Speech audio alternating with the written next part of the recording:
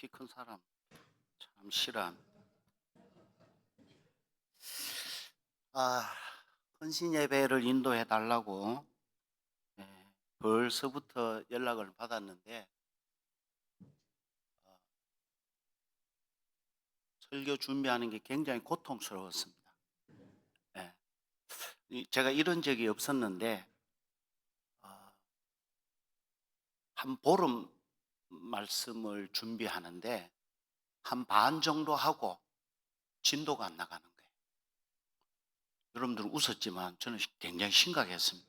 날짜는 계속 가고 또 중간에 이제 노회장이다 보니까 여러 가지 행사 쫓아다니고 물리적인 시간도 부족하고 오죽하면 제가 전화해서 본문을 좀 바꾸고 싶다 이 말을 하고 싶은 욕구가 엄청 많았어요. 우리 집사람하고 생전 그런 얘기를 처음 했습니다. 그랬더니만 우리 아내가 아직 이틀 여유가 있으니까 서울에 총회 신년 교례에 갔다 왔는데 자고 같이 1박 2일 이제 여행을 갔어요. 그래서 그때까지 갔다 와도 안 되거든. 그때 본문을 바꾸세요. 근데 금요일 저녁에 몸은 피곤한데 그날 밤에 끝냈습니다. 굉장히 개운해가지고 그때가 밤 12시가 넘었는데 여보 내 머리 식히러 드라이브하고 와야 돼. 그래서 제 취미 중에 하나가 드라이브하는 거예요. 그래서 제가 가는 코스가 있습니다. 한 바퀴 돌고 그래 이제 정리를 했습니다. 여러분 설교 준비를 하고 설교를 하는 것이 굉장히 고통스러운 일입니다. 이게 공장에서 만드는 공산품처럼 그냥 기계에 탁탁 제품을 찍어내는 거라면 얼마나 좋겠습니까마는 제가 이 말을 하고 설교를 해야 제 속에 억눌렸던 게 좀 홀가분할 것 같아서 제가 막 할까 말까 하다가 제 마음의 평안을 위해서 이제 고백을 드립니다. 도전적인 질문을 하나 던지는 것으로 설교를 시작하려고 합니다. 여러분, 도대체 교회는 왜 다니십니까?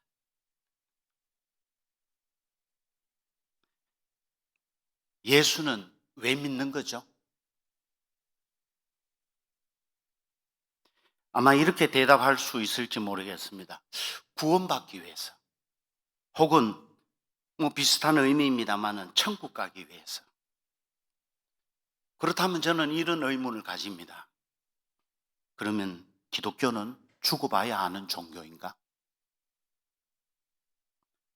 또는 복음은 죽음 이후만을 말하는 것인가? 사실 이 질문은 제가 10대, 20대에 가졌던 의문이기도 합니다. 예수 믿고 천당 갑시다. 예수 믿고 구원 받으세요. 그 얘기는 수도 없이 하기도 하고 수도 없이 들었는데 그 다음에는 없는 거예요. 그 다음에는 아무도 얘기해 주지 않았습니다. 근데 제가 성경을 배워보니까 구원은 두 가지 의미가 있는 것 같아요. 하나는 에베소 2장 10절에 있는 말씀처럼 우리가 선한 일을 위해서 지으심을 받았다. 그러니까 구원이라고 하는 것은요, 어떤 사명애로의 부르심입니다. 구원은 10원 빼기 1원이 구원이 아니고 구원은 그냥 천당 가고 구원받고 이러는 것 정도가 아니라 물론 귀한 일이지만 구원이라고 하는 것은 우리가 어떤 사명애로 부르심을 받은 거예요. 그러니까 우리가 사명적인 존재입니다. 특히 직분자들. 우리 직분의 근거가 되는 것은 하나님이 우리에게 사명을 주셨다는 것입니다. 또 하나는 베드로후서 1장 4절에 있는 것처럼 신의 성품에 참여하기 위해서 하나님이 우리를 부르셨다고 말씀합니다. 신의 성품에 참여하는 자. 신의 성품에 대해서 8가지 덕목을 말씀하고 있습니다. 믿음의 덕을, 덕의 지식을, 지식의 절제를, 절제의 인내를, 인내의 경건을, 경건의 형제 우애를, 형제 우애의 사랑을 공급하라. 이건 결국 보니까 갈라디아서 5장 22절에서 말하는 성령의 9가지 열매와 맥이 닿는 것을 발견하게 됩니다. 사랑과 희락과 화평과 오래 참음과 자비와 양성과 충성과 온유와 절제니 이것을 금지할 법이 없다. 결국 종합하면 예수 믿는다고 하는 것은 이 세상에서 매력 있는 사람이 되는 것입니다. 구원받을지 천국 갈지 못 갈지는 두고 봐야 안다면, 하나님의 백성이라면 이 세상을 살아가면서 내 자신이 매력 있는 사람이 되는 것입니다.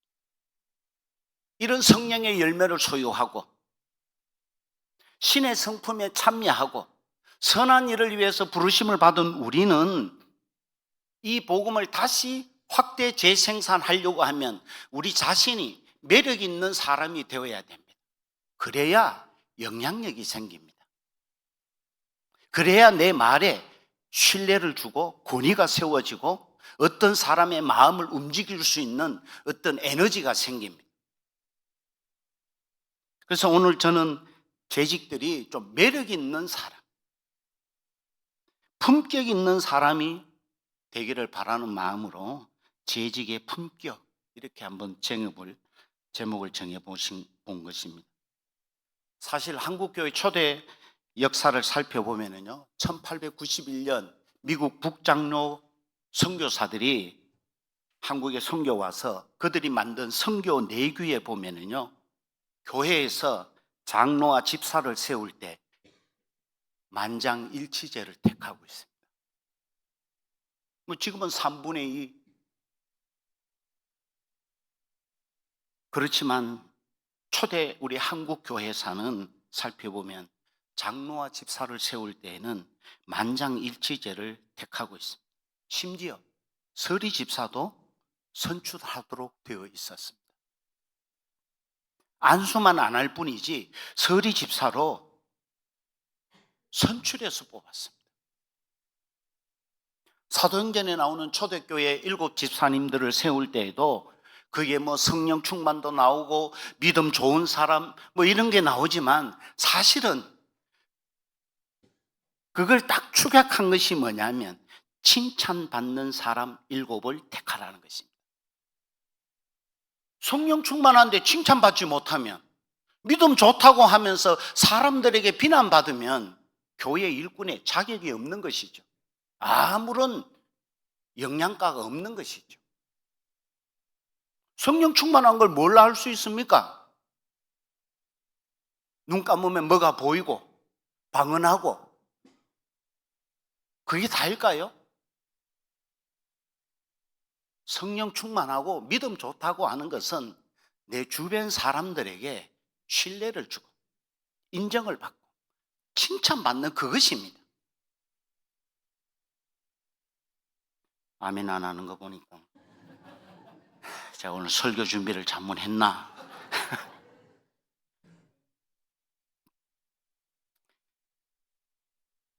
실제로 1960년, 70년대까지만 하더라도 제 모교회였던 대구 서문교회는 서리 집사도 공동회에서 선출했습니다. 그래 우리 아버지가 늘 5손가락 안에 들어갔어요. 지금은 이제 목회하시고 은퇴하셨지만, 요즘에 이제 관리 집사님 그럽니다. 옛날에 사찰 집사님. 사찰 집사님보다도 더 먼저 새벽기도 나가서 3시 반 되면 교회 가서 교회를 한 바퀴 둘러고, 창문 깨진 거 없나, 청소 덜 된 거 없나. 근데 아주 가난했는데 늘 공동회에서 서리 집사를 해마다 뽑으면 3번, 5번 안에는 들어가셨습니다.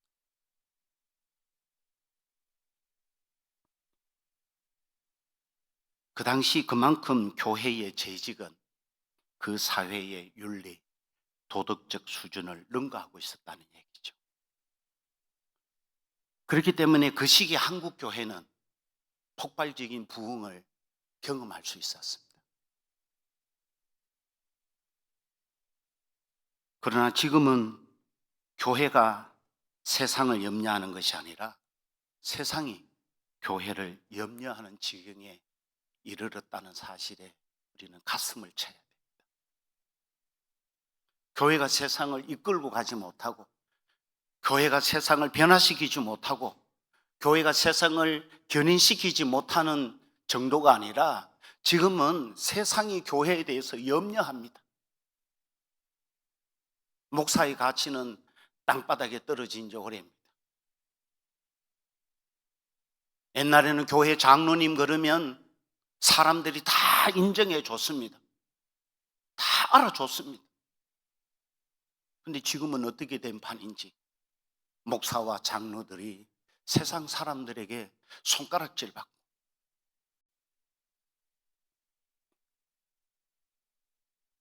여러분 한국의 기독교 인구가 어느 정도 되는 걸로 알고 계십니까? 아직도 1000만 명, 1200만 명 된다고 착각하고 계시는 분도 혹시 있으신가요? 옛날 얘기입니다. 까마득한 옛날 얘기입니다. 2000년대 중반에 실시된 인구 센서스 조사에 의하면 자기 손으로 내가 기독교인입니다 라고 고백한 사람들이 600만 명입니다. 2000년도 중반에.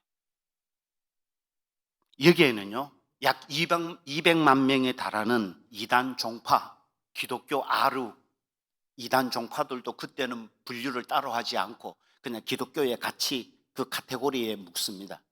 그런 사람들이 한 200만 명 됩니다. 그 사람들 빼면 한 400만 명 남짓 됩니다. 어떤 사람들은 400만도 안 된다고 그 당시에 말했습니다. 코로나19를 겪으면서 아직도 20% 내지 30% 정도는 돌아오지 않고 있다고 입을 모아 말하고 있습니다. 여러분들은 다 돌아오셨죠? 시골은 원래 더디입니다. 이건 지금 말씀드리는 것은 서울을 비롯한 수도권 이야기입니다. 그런데 수도권의 분위기, 수도권에서 하고 있는 어떤 프로그램, 이게 이 지방에 내려오는데 제가 옛날에 보니까 10년 걸립니다. 그러니까 서울에서 벌어지고 있는 어떤 현상들이 특히 이 대구 경북 쪽에 이 보수적인 이 성향을 가지고 있는 여기까지 전파되는데 10년이 걸립니다. 10년 뒤에는 우리의 현주소가 어떻게 될지 모른다는 거죠. 자, 본론으로 돌아와서 재직은 그러면 어떤 품격을 가져야 되는가? 어떤 사람이 품격 있는 재직인가? 가장 중요한 것은 언어에 실수가 없는 사람이어야 됩니다. 제가 오늘 시간 관계상 야고보서 3장 1절에서 다 읽어야 되는데 읽다가 쓰러질 것 같아가지고 제가 중간부터 본문을 잡았습니다마는 실제는 야고보 3장 전체가 그 얘기를 하고 있는 겁니다. 재직으로서 가장 중요한 덕목은 언어의 사용에 있습니다. 왜냐하면 교회 안에서 사람들의 말 때문에 받는 상처가 너무 크기 때문에 그렇습니다. 교인들은 자기가 당하는 어떤 외적인 고난, 시험, 어려움 이런 것들 다 견딜 수 있습니다. 그런데 사람들의 말에는 무너집니다. 수십 년 신앙생활을 했는 사람도, 그런 인간관계에 있는 사람들도 말 한마디에 사람들이 무너집니다. 원수가 됩니다. 신앙생활을 포기하거나 교회를 옮기는 것은 어려운 일이 아닙니다. 특히 중직자들일수록 더욱 언어 사용에 신중하셔야 됩니다. 중직자들일수록 말수를 아끼고, 왜? 그 사람들의 말 한마디는 영향력이 있거든요.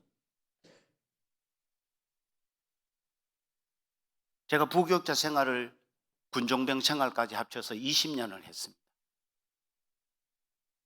7분의 담임 목사님을 모셨는데 제가 주로 선임 부교육자를 했습니다. 담임 목사님이 부르셔서 제게 그런 당부를 하십니다. 사람들을 혼낼 일은 제가 악역을 맡는 겁니다. 악역을 맡는 겁니다. 왜 그렇게 하느냐 하면 담임 목사님한테 어떤 한 소리를 들으면 무너지는 것입니다. 밤에 잠을 못 자는 것입니다.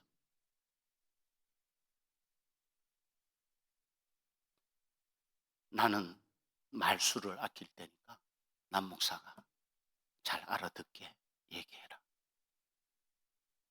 현명하신 분이죠.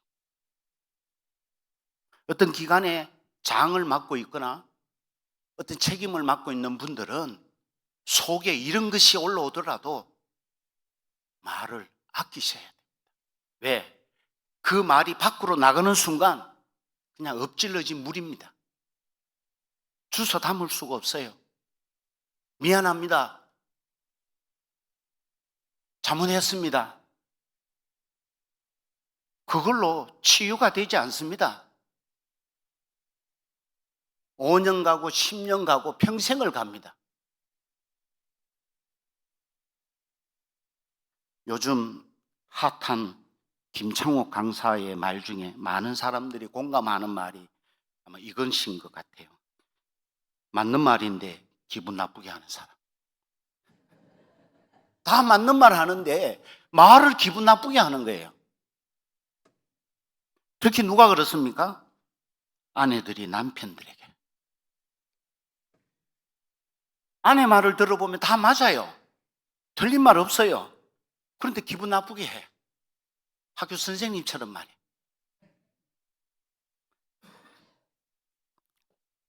제가 이래봐도 옛날에 상담소 사역을 한 6년 했습니다. 개인, 가정, 부부 상담을 합쳐서 저는 이제 위기 상담을 했는데 6년 동안 약 2,000 케이스를 다뤘습니다. 근데 대부분의 경우가 말 때문에 싸우고 말 때문에 관계가 틀어집니다. 그냥 한순간에 날아가 버립니다. 내가 무슨 틀린 말 했니?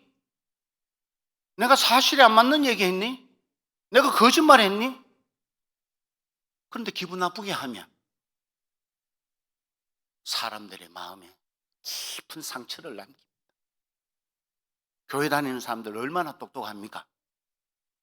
옛날에 뭐 죽으면 입만 둥둥 떠다닌다 그런 말도 있었는데 예수쟁이들 얼마나 말 잘합니까? 근데 그걸 가지고 오늘 야고보 사도는 그 혀가 사람을 죽인다고 말합니다. 언어를 보면은요, 그 사람의 인격이 보입니다. 가치관도 보이고 심지어 성장 과정도 알아볼 수 있습니다. 사람을 만나서 말 몇 마디 이렇게 주고받아 보면은요, 아, 이분이 배운 분이구나. 아, 이분이 교양이 있는 분이구나. 아, 이분이 믿음이 있는 분이구나. 아, 이분이 형편없이 사신 분이구나. 단박에 알아차립니다. 사람들은 그걸 단박에 알아차립니다. 그래서 야고보 사도는 2절 말씀에 말에 실수가 없는 사람이 곧 온전한 사람이다. 뭐가 온전하다고 말합니까? 말에 실수가 없으면 온전한 사람, 완전한 사람입니다. 심지어 3절의 신앙생활의 목적이 우리 입에, 우리 혀에 재갈을 물리는 것이다. 왜? 위험하니까. 너무너무 위험하니까 재갈을 물려서 말 함부로 하지 못하도록. 사실 언어에 훈련이 되지 않으면요, 전도에도 애로사항이 많아요. 전도하러 갔다가 싸우고 오잖아요. 전도하러 가서 싸우고 온다니까요. 전도 안 하는 것만 못합니다. 그냥 자기만 열심히 믿으십시오. 자기 자신만 잘 지키십시오. 전도하러 가서 말에 훈련이 안 돼 있으니까 잘못을 인정하는 말, 남을 세워주는 말, 자기를 낮추는 말, 공동체를 사랑하는 말을 할 수 있어야 됩니다. 특히 회의하다가 제발 싸우지 마십시오. 여기는 없겠지만 심하게 화가 나더라도 욕하지 마십시오. 차라리 그 자리를 피하십시오. 그것이 재직의 품격입니다. 두 번째는 성결한 재직이 되십시오. 오늘 우리가 읽었던 말씀 17절에 나옵니다. 성결한, 위로 난 지혜는 성결한 것이다. 우리의 직분이 하나님께로부터 왔다면 성결해야 됩니다. 깨끗한 사람이 큰 소리칩니다. 깨끗한 사람은 바른 말 할 수 있습니다. 선거운동 할 때 보면요, 뭔가 먹은 사람은요, 말하는 게 보면 다릅니다. 선거운동 하는데 말하는 거 보면 저기 뭐 먹었구나. 대번 알아차립니다. 디모데후서 2장 20절 21절에 보면 큰 집에는 금그릇과 은그릇과 나무그릇과 질그릇도 있어서 귀하게 쓰이는데 천하게 쓰이는 것도 있나니 그러므로 누구든지 이런 것에서 자기를 깨끗하게 하면 귀히 쓰는 그릇이 되어서 거룩하고 주인의 쓰심에 합당하며 모든 선한 일에 예비함이 되리라. 할렐루야.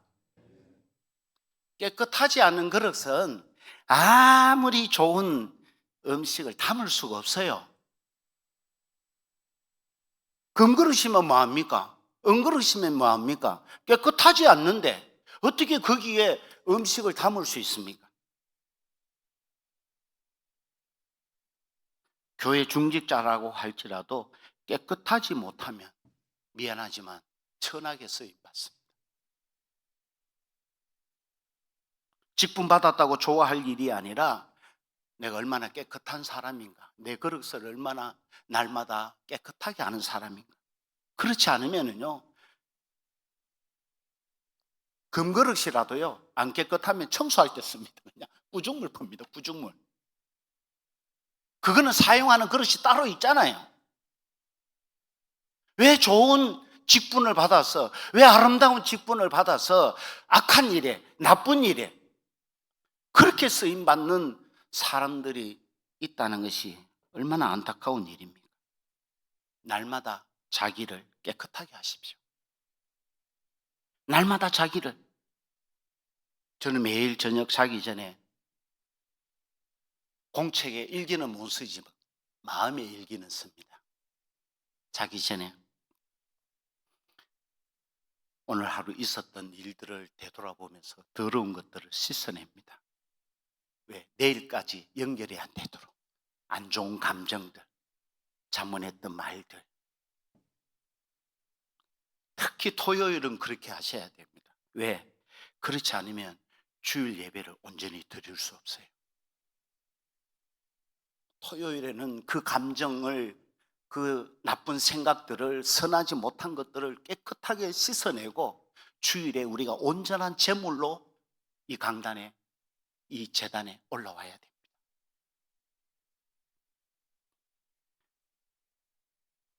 한 가지만 더 말씀드릴게요. 시기하지 마십시오. 시기하지 말고 다른 사람의 헌신에 대해서 박수를 보내십시오. 내가 다 할 수 없습니다. 내가 다 할 수 없어요. 내가 하지 못하는 헌신을 누군가가 합니다. 그러면 끄집어 내리지 말고요, 뒤에서 궁시렁궁시렁 거리지 말고 박수. 내가 못하는 일을 하시는구나. 우리 장로님이 내가 하기 힘든 일을 대신 하시는구나. 우리 집사님이, 권사님이, 야, 나는 그런 생각을 하지도 못했는데 어떻게 저런 선한 생각과 선한 일들을 감당하시는가? 근데 어떤 사람은요, 돈 있으면 나도 한다. 그런 사람한테 하나님 재물 안 줍니다. 줘봤자 엉뚱한 데 쓰니까. 여러분, 돈 있다고 헌금 많이 하는 거 아닌 거 아시잖아요. 믿음으로 하는 거. 내가 하지 못하는 16절에 보면 시기하는 것에서 화평이 깨집니다. 시기는 사탄이 주는 선물입니다. 손가락 비유를 내가 하나 말씀드리고 설교를 마치려고 합니다. 여러분들 들어보셨는지 모르지만 이 5손가락, 여러분 손을 한번 보십시오. 이 5손가락이 매일 모이면 싸웁니다. 엄지손가락은 우리 주인이 최고라고 말할 때 나를 늘 앞장 세운다. 최고. 누가 최고 이렇게 합니까? 최고. 그러니까 내가 제일 잘났어. 그런데 이제 이거 뭐라 그러면 두 번째 손가락이 말하기를, 야, 중요한 거 가르칠 때는 우리 주인이 다 나를 사용해. 저리 가십시오. 이리. 그 세 번째 손가락에 가만 보니까 너희들 다 티 나와봐. 내가 키가 제일 커. 내가 키가 제일 커. 내가 제일 잘났어. 그 네 번째 손가락에 가만 보니까 키도 안 되고 뭐 하는 말이, 우리 주인이 제일 좋은 거는 여기에 끼워져. 금반지, 다이아몬드. 제일 귀한 거는 내 손가락에 끼워져. 내가 제일 귀해. 마지막 이제 새끼손가락이 보니까 이게 뭐 할 말이 없는 거예요. 이게 뭐 가늘기도 가늘고 키도 적고 별로 쓰임새도 없고. 그래 한참 고민하다가 새끼손가락이, 그래 너희들 다 잘났으면 나는 사라질란다 하고 또 사라져버려. 그럼 뭐가 됩니까? 그런 말을 함부로 하면 안 돼요. 금방 말 조심하라겠네. 새끼손가락이 나는 아무 자랑할 것도 없고 내세울 것도 없으니까 나는 그냥 사라질란다 그러니까 이 5손가락에서 하나가 사라져 버리니까 온전함이 깨어지는 거예요. 이게 교회입니다. 이게 교회입니다. 어떤 사람은요, 저 뒤에 한쪽 구석에 오늘 예배에 나와 주기만 해도 고마운 사람이 있어요. 그죠? 어떤 사람은 그냥 왔다가 축도 끝나기 전에 도망가는 사람이라 할지라도 그 사람도 필요해요. 힘있게 감당할 사람도 필요하지만 교회는요, 다 중요한 존재들입니다. 다 귀한 존재들입니다. 다 주님이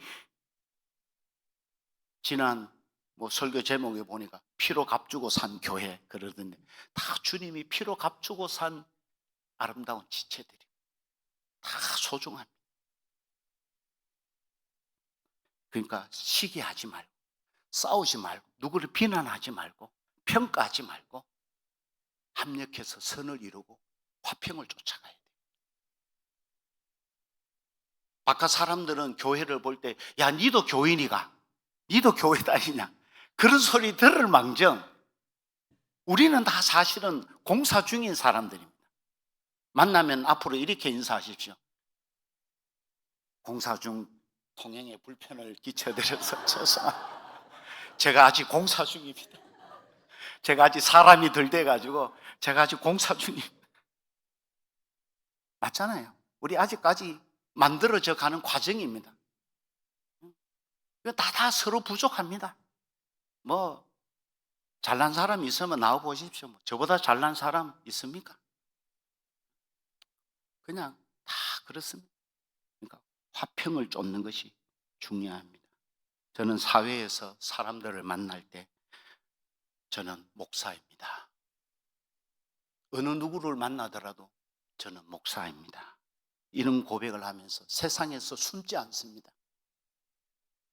목사라는 사실을 드러냅니다. 왜? 목사가 잘나서가 아니라 저를 지키기 위해서 그렇습니다.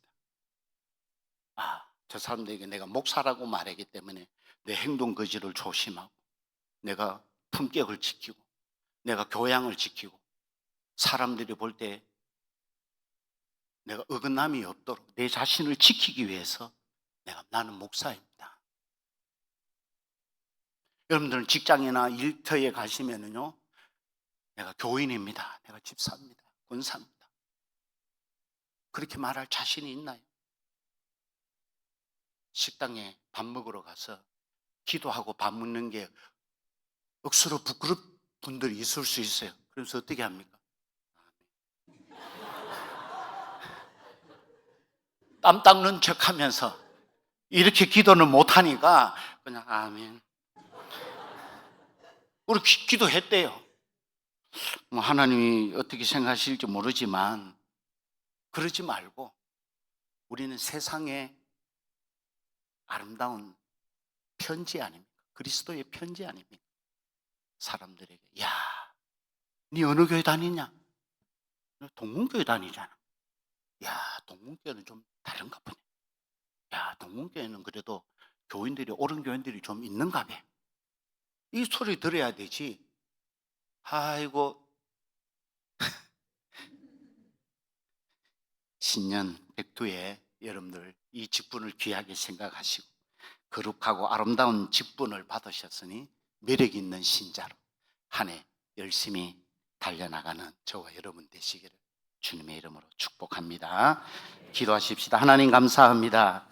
오늘 부족한 종을 강단에 세우셔서 우리 재직들에게 말씀의 기회를 주신 것을 감사합니다. 우리 재직들 금년 한 해에도 우리가 다 연약하지만 부족하지만 합력해서 선을 이루고 우리가 재직의 품격을 잘 지켜나가면서 하나님의 교회를 평안케 하고 또 선한 영향력을 발휘하면서 금년 한 해 아름다운 부흥과 또 성장과 성숙을 이루는 안동 동문교회가 되도록 역사하여 주옵소서. 예수님 이름으로 감사하며 기도하옵나이다. 아멘.